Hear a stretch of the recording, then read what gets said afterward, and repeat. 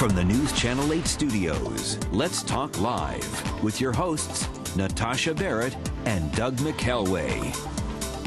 Hey, welcome to Let's Talk Live.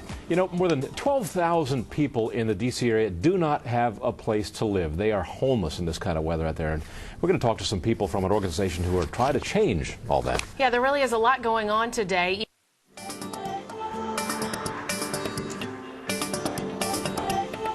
Recent statistics indicate that the homeless population in the year which just ended, 2009, was up to 12,035 in the D.C. metropolitan area. And of that number, 27% of the homeless people are children. Volunteers of America Chesapeake is a local organization that gives essentials to help those in need get back on their feet and back into housing. We're joined now by the president and CEO, Russ Snyder, and also Mike Prelove. Thank you both for coming in. And your visit is really, really timely given the weather conditions that we've been having this January. It has been a bitterly cold winter, and I just can't imagine what it's like to be homeless in this kind of weather. We've seen an uptick in all our shelters. We run 13 shelters in the area, and we've seen an uptick around 30%.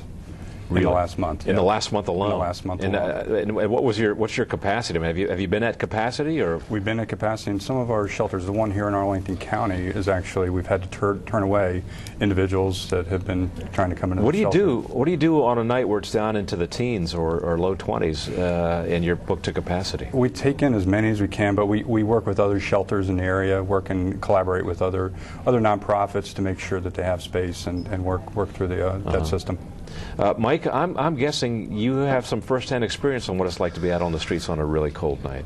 Well, I do. 19 months ago, I came in contact with Volunteers of America Chesapeake because I worked with a government contractor, and this was strictly economics on my part. I went from a full-time position to a part-time position to a no-time position. Really? Okay. And I got in contact with Volunteers of America. At the time, they were full capacity. And it took me 2 weeks calling constantly every day to get into their program in Arlington. Wow. So were you in an apartment or did you own your own home? I was in an apartment, okay, and I was working for a contractor.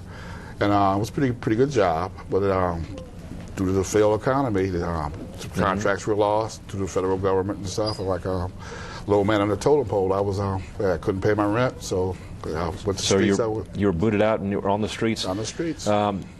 Give me a sense of what that's like. Never thought it would happen to me. Okay. Hey, hey, you go into court, you get judgments against you and stuff like that, and if you just don't have the money to pay, people try to help you along the way. But the bottom line is economics. You have to move. Is there a feeling of just utter desperation?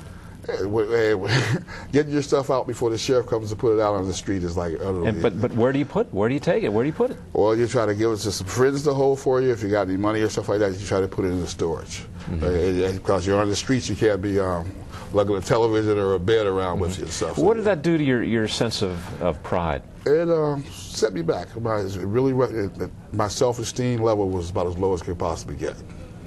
And it's tough to go begging on your hands and knees to somebody when you're hurting that badly too, right? Well, with knowing some people in Arlington County, they had told me about RPC and the Arlington County Network of Social Services and stuff, which is a really very, very good program. I knew there was some hope. But it was just like the enormous amount of people now that are needing government and county and the RPC services is just like overwhelming. They want to help you, but like it's you're in a line there, you're waiting. So you take Mike's situation and that feeling of despair, you multiply it by about 12,000 times, and that's what the homeless situation is right now. You've had some people. We have a picture I'd like to put up right here on the screen of a new arrival at one of your shelters. This is a lady with I was told it was a 4-day-old baby. That's correct. Tell me about her.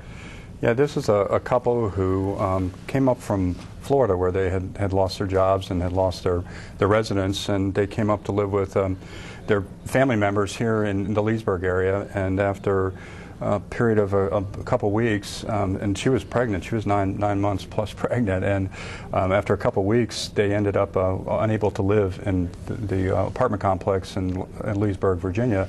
So they had to look for alternative living quarters, and they came to our homeless center that we're working with Loudoun County in Leesburg, Virginia, and we opened up the facility to them, and she had her baby, and they're now back on their feet, getting employment and looking for their permanent housing solution. Mm-hmm. Tell me what kind of services you guys provide. I mean, it's one thing to provide, you know, a warm bed or a meal. It's another thing to train somebody or give them the wherewithal to get back up and on their feet and survive on their own. And you provide those kinds of services, correct? We do. What we do as Volunteers America Chesapeake in these homeless centers is not only provide the housing or the temporary housing for them, but we work with them to help them gain employment. We work with them to reconnect with family members. We work with them. They might have a substance abuse issue that we work with them on, as well as mental health issues. That we bring in professionals and we work with our county partners and work to provide the appropriate solution for the individual that's there. Was that the case with you, Mike? My situation, they helped me, they housed me for 120 days. I worked 2 part-time jobs, and since my credit was bad, they afforded me the opportunity to pay off my creditors. And then they put me in the housing program. Like everybody knows, it's quite expensive to live in Northern Virginia, but this is where I work. They put me in the housing program, and where the county pays a percentage of your rent. And I moved into a nice complex up on Greenbrier Street, Harvey Hall, and I went from there. And, I'm working for 2 nonprofits right now because full-time positions are hard to get in the Washington, D.C. area.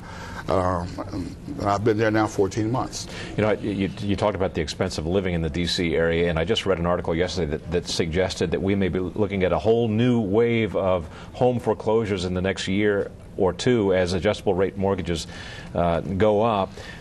Are you capable of handling another load of homeless people? Well, over the last couple of years, we've helped and served around 5,000 homeless individuals and families, and we are concentrating right now on how to expand with the counties. The counties and the local funders are well aware of the increase in the demand for our services, and they're working with us and working on collaborative efforts with other nonprofits to expand the servicing. Russ, we're almost out of time, and I want to get this. How can people help out in the greater Washington area? They can help out by volunteering their services to the homeless shelters. They can provide out by providing clothes, fooding to the homeless services, but also word of mouth. If they see an individual out there that they know is homeless or they have some connection there, is to put them in touch with one of the local centers, whether it's Volunteers of America or whether it's a local other provider. You see the address, the web address right there on our screen. Please, if you're interested in helping out, take advantage of that. Go to your computer and find out how you can take greater advantage of wanting to help out.